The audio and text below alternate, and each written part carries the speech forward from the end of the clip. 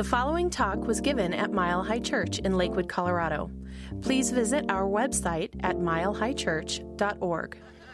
So the story I want to share with you this morning is about the great Ted Williams, who played 19 seasons for the Boston Red Sox, once hit over 400, still known today as one of the greatest baseball players of all time. And he was beloved in Boston. He was known for being quite eccentric as well.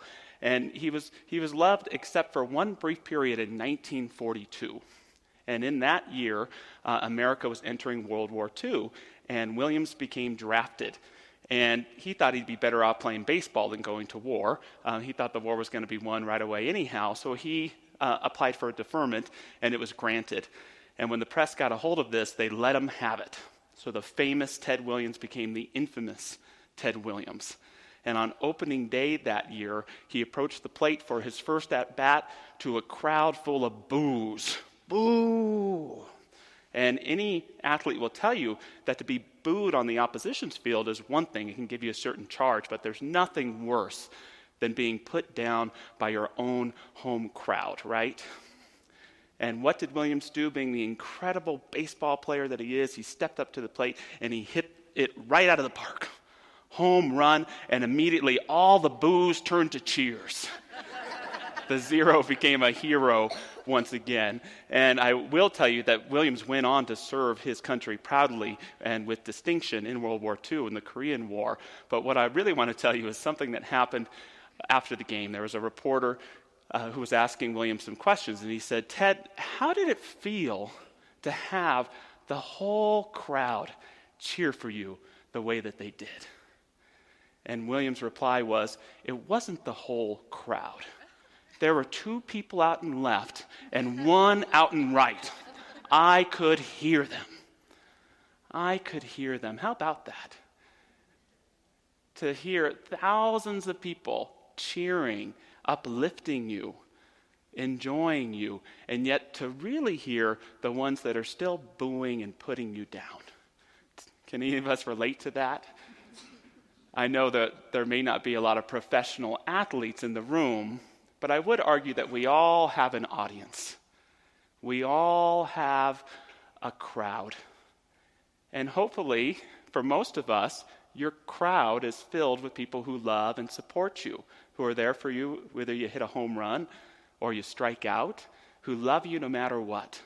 But for most of us, there's those two out and left, and there's that guy out there and right, and it's hard not to hear their criticisms. It's hard sometimes not to give in to the naysayers, the critics, those who don't want to see us succeed. But my message to you today is that there's a voice in the crowd.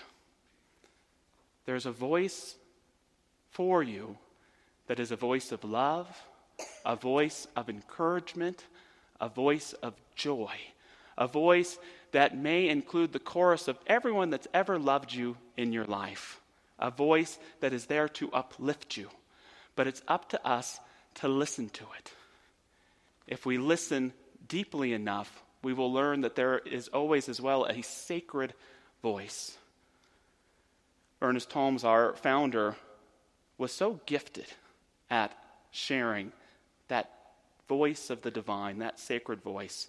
He said, "The greatest gift life could have made to you is yourself. You are a spontaneous, self-choosing center in life, in the great dream of being, the great joy of becoming, the certainty of eternal expansion. You could not ask for more, and more could not have been given." True? Now, I got to be honest with you, I believe that, but I don't know if I always know that. You know, and I don't want to just believe that. I want to embody that. I want to feel that in my bones and beat it in my heart.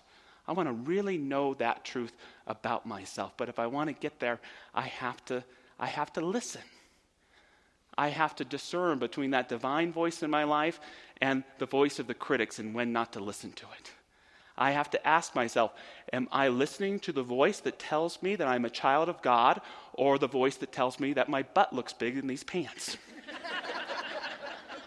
Am I listening to the voice that tells me I'm a beautiful expression of life, or that my hair looks different, or that yellow is an interesting color on me? Am I listening to that voice that tells me not only that I'm enough, but that I can achieve and accomplish great things in this life? Or am I giving in to that voice of someone else or my own creation that tells me that I'm not enough or not good enough? What are you listening to? Because that voice that you choose to listen to is defining your life. And when we listen to those critical voices for too long, we begin to develop stories, narratives for our lives that can be very hard to break out of. I remember a woman came to see me once named Crystal for some counseling, and I thought she was going to talk to me about a problem in her life, but she was really there to try and get me to confirm a deep-held story that she had about her life. That story was that God did not mean for me to be loved. God didn't make me to be loved. It sounded ridiculous to me, but boy, did she have a lot of evidence for it. Have you ever noticed that with people who have major stories for their lives, especially kind of dramatic ones? They have a lot of evidence to support it. And she shared with me that when she was little, her mom could be abusive. She would get drunk and she would say things like, you were meant to be a boy. And you know the reason you're so homely? It's because you were supposed to be a boy. And there that story started to be ingrained in her. God did not mean for me to be loved. In her late teens, she did meet someone, and they had a child together, but he only hung around for a couple years, and then he was gone. He abandoned them. God did not mean for me to be loved. She dedicated her life to service, to being there for her son, to putting herself, a single mom, through nursing school, which is intense and challenging. And that was her story. I'm there to give love and be of service to others, but not for me. She did have a couple other relationships in her life, but they moved in and out like the seasons. They were men who would show up to get love, but subjectively they knew that they wouldn't have to be responsible to give it to her in return. And so they would be irresponsible, and they'd leave and come back. And there again, there's that story. God did not mean for me to be loved. And it broke my heart hearing her tell this story, that she'd been living her whole life living under this narrative. And who was I to take it away from her? Who was I to tell her what I knew about her? She'd been living her life. There was only one question that I could ask her. Only one that I could think of in that moment. And the question was, what if you're wrong? What if you're wrong? What if God does want you to be loved? What if the divine has been working your whole life trying to connect you to the right people and the right places, but you've been so caught up in this other story that you missed out on it? What if God meant you to be as loved, if not more loved, than any human being who's ever been brought forth from this beautiful world that we live in? What if you're wrong? Do you have a story like Crystal's? A story about not being good enough? A story about being too old to try something new? A story that it's too late to find meaningful love in your life? A story that you don't have the courage to step forward and take a big leap? A story that you're an isolated being, that no one really deep down cares about you? Well, I have one question for you. What if you're wrong? What if you're wrong?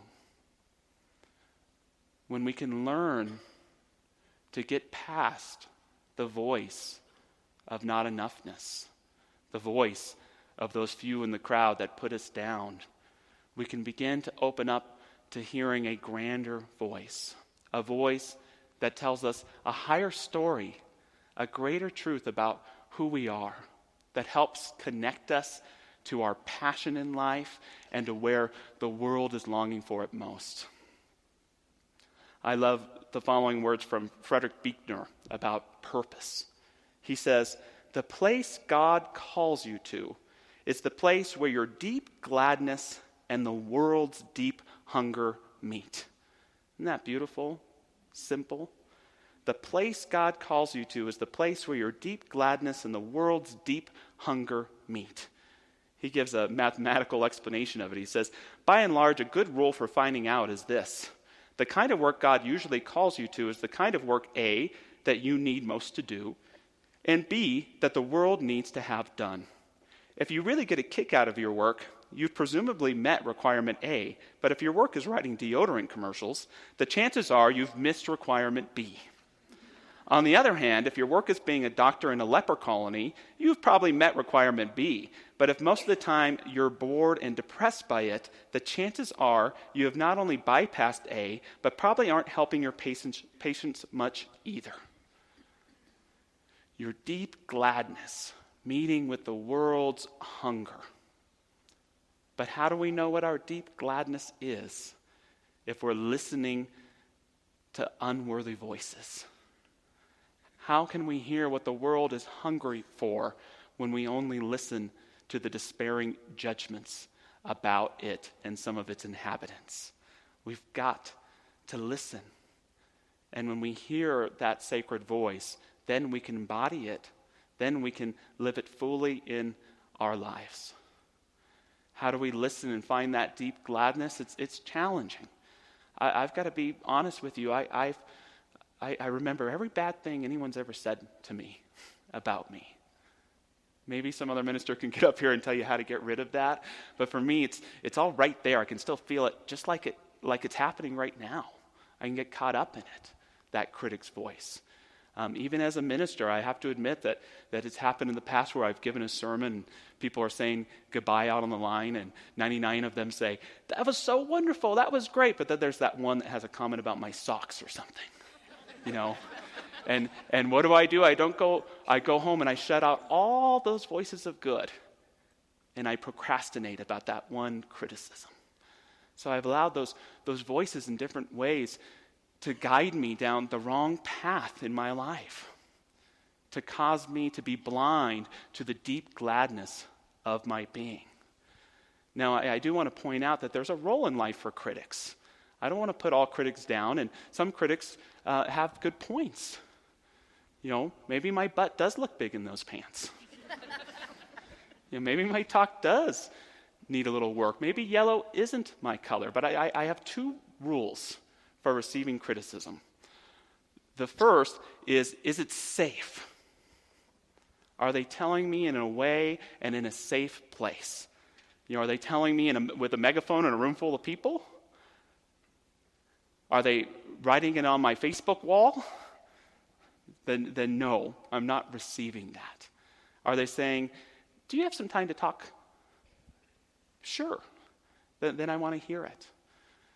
So that's the first rule, is it's got to be safe. The second rule is they have to know who I really am or have a vision for my growth. If they're just telling me a criticism to put me down, to lift themselves up, or because of their beliefs about something, then I just try to ignore them. And I would invite you to take on those rules too, to receive feedback, but make sure it's a safe place and make sure they have your highest good in mind. And if not, ignore them. Ignore them. In religious science, we teach that you have to love everybody, but that doesn't mean you have to love them close up. You can love them at a distance. You can build some space. And I think the truth is that we can all fall into being a critic.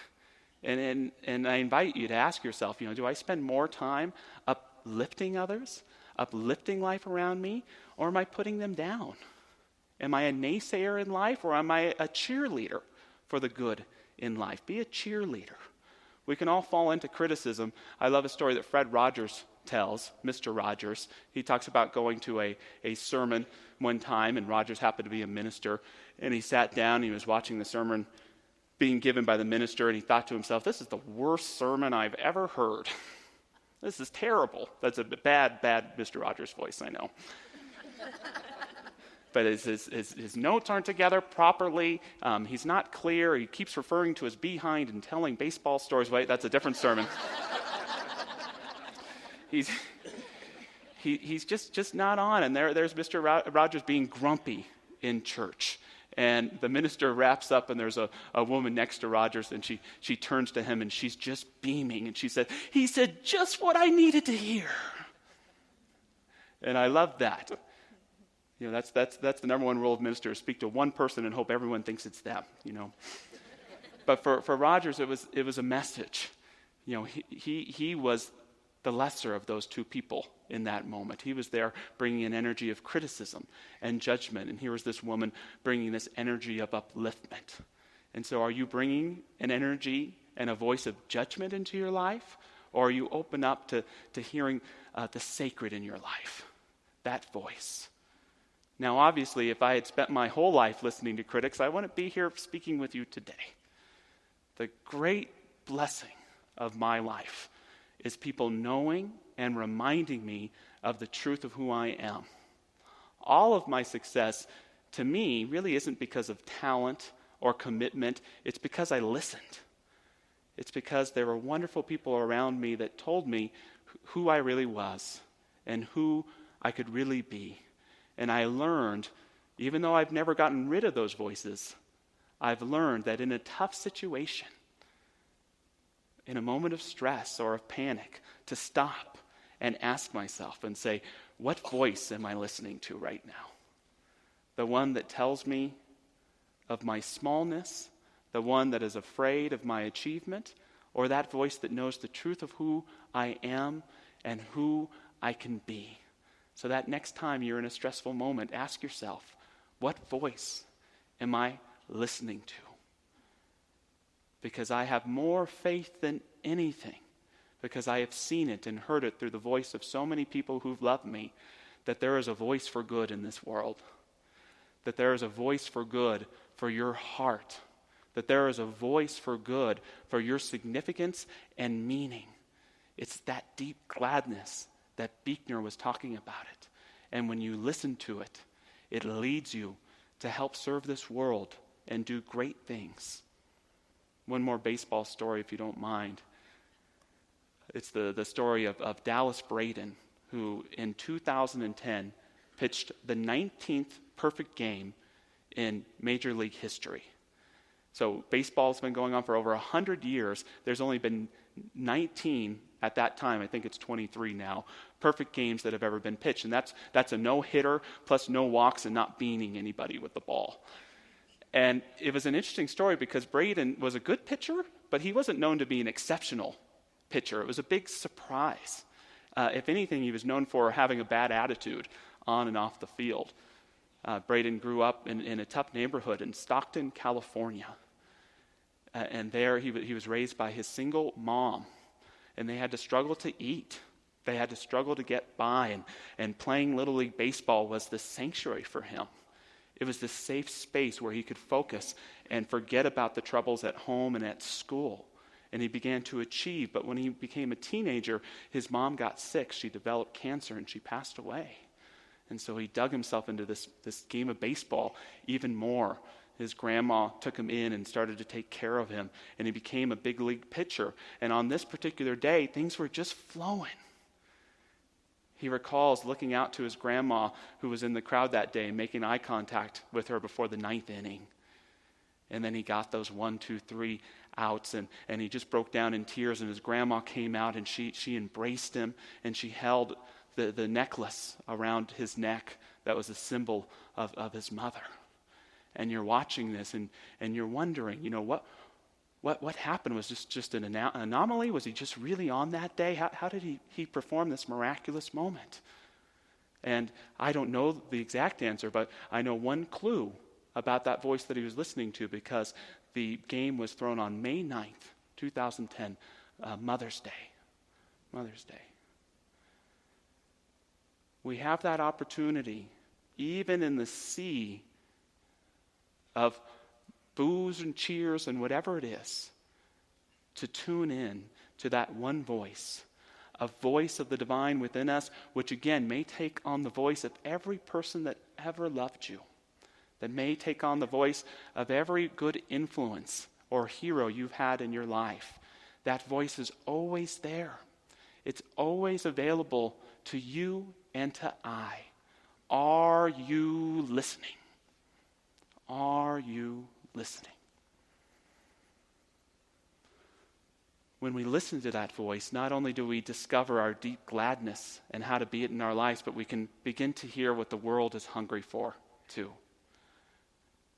Whether it's hungry for you to be kind to your barista at Starbucks, to care for your garden, do something good on the environment for Earth Day. The world is hungry all of the time, and we are here to feed it.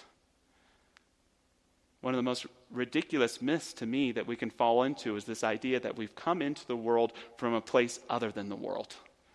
When in truth, the earth has given birth to us just like it has the trees and the oceans and all of the other animals.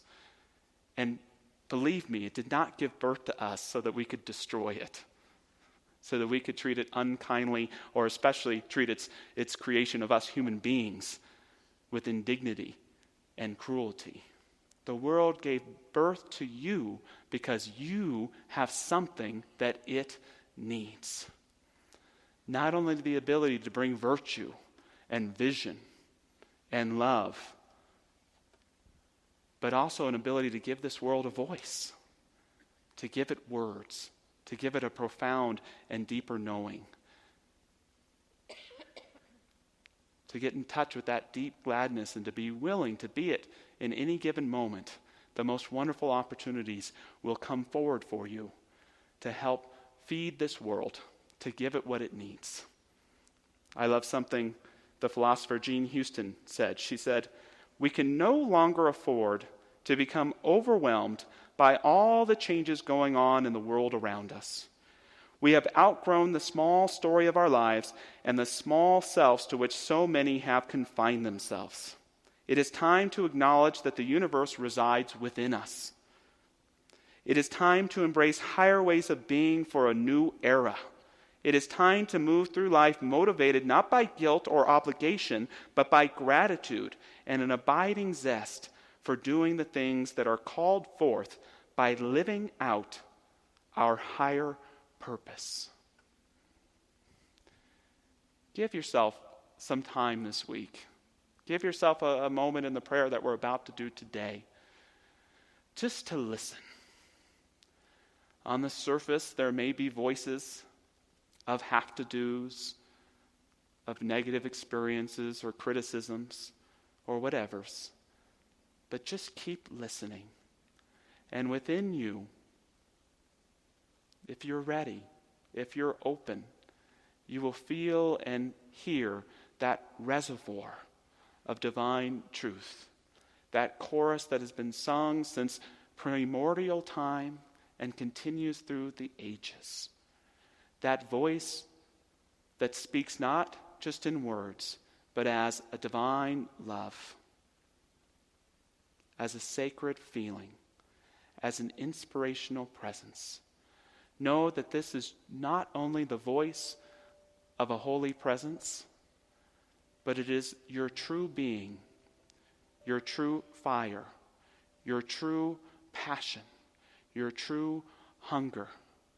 Give yourself to this voice, be it in your life, and allow your life to sing.